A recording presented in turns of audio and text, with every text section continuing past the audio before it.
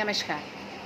मैं अमिता कोठारी एक बार फिर से आप सभी का स्वागत और अभिवादन करती हूँ मेरी इसी चैनल में, जहाँ मैं लेकर आती हूँ एक से एक बढ़कर कहानी जो दिल छू जाए।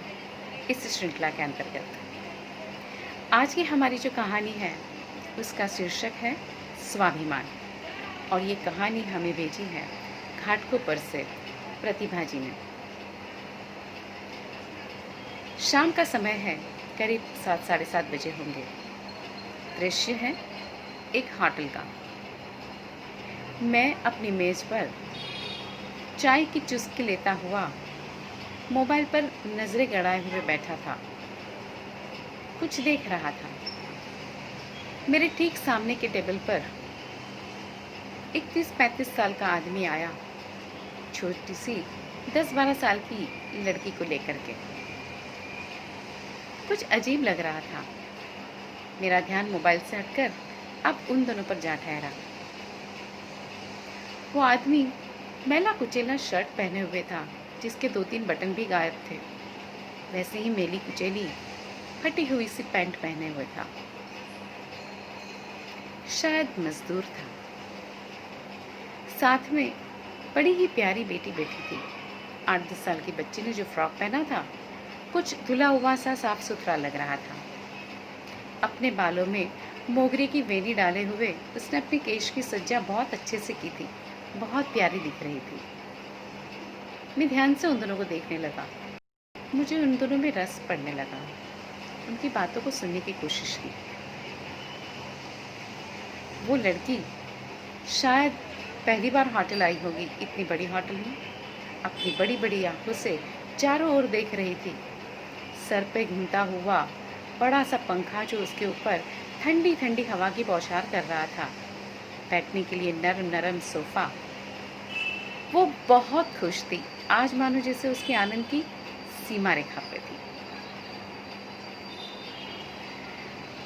वो आदमी भी अपनी बेटी को खुश देखकर बहुत खुश था। कुछ ही पल में वेटर साफ सुथरे 2 गिलास में ठंडा पानी लेकर आया। बेटी ने झट से वो गिलास उठाया और पानी पीने लगी। पानी इतना ठंडा था कि उसके गले से लेकर के पेट तक एकदम ठंडक छा गई और चेहरे पर हंसी। वो आदमी उसे देखकर बहुत सुकून महसूस करने लगा। वेटर को धीरे से उसने कहा, एक मसाला डोसा लेकर आओ।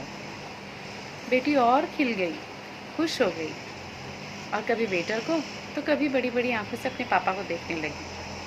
फिर अचानक से उसे याद आया और उसने पूछ लिया, और पापा आप? नहीं नहीं बेटा, मुझे कुछ नहीं चाहिए, आप जाइए और एक डोसा लेकर आइए। वेटर चला गया।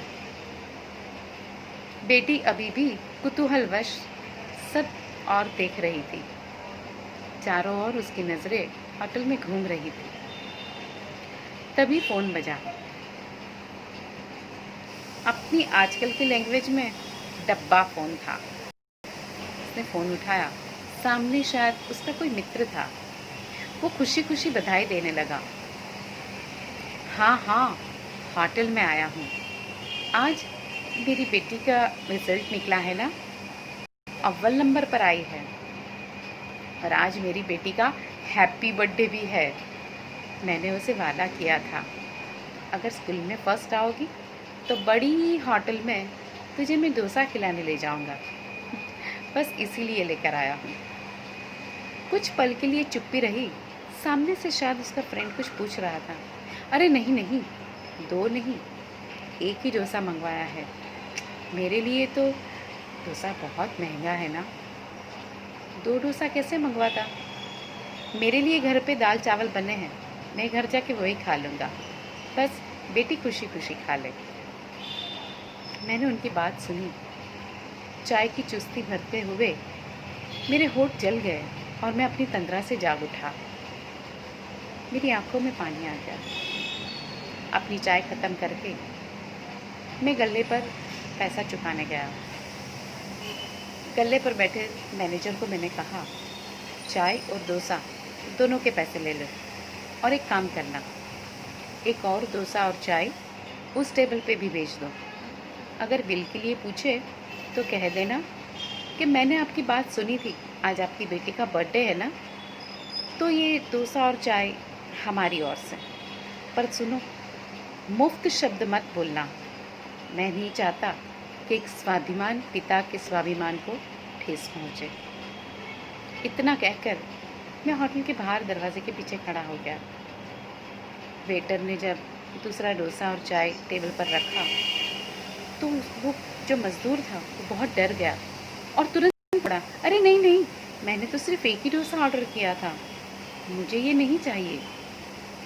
और तब मैनेजर ने वहाँ से आवाज़ लेकर कहा कि हमने आपकी बात सुनी है, आज आपकी बेटी का बर्थडे है और वो फर्स्ट भी आई है, तो बस आपकी बेटी के लिए ये हमारे होटल की ओर से प्रेजेंट है, तोहफा है। वो पिता बहुत खुश हो गया। उसने वेटर से कहा, भाई आप एक काम और करेंगे, ये डोसा मुझे पार्सल करके दे देंगे, मैं घर जाकर खाऊंगा अपनी बीवी के साथ। उसे भी कहाँ बेचारे को ऐसा कुछ खाने मिलता होगा, हम दोनों मिल बांट कर खा लेंगे। और अब मेरे आंखों से जैसे अश्रु रुक ही नहीं रहे थे। सच, इतनी गरीबी में भी इंसानियत रखे हुए था ये गरीब आदमी मजदूर।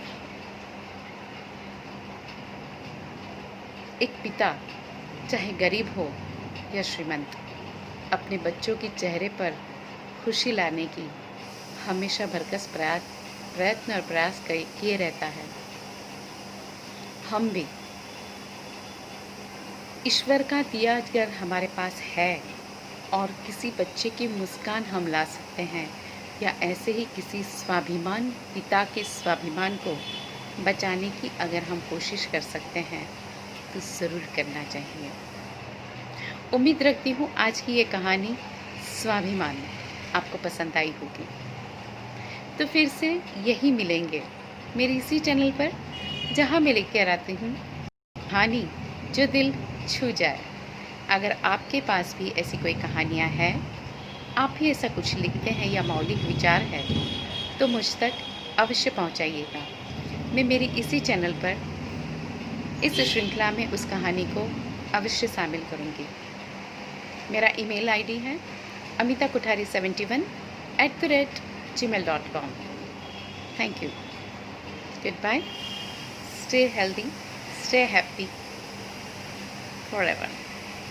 Bye-bye.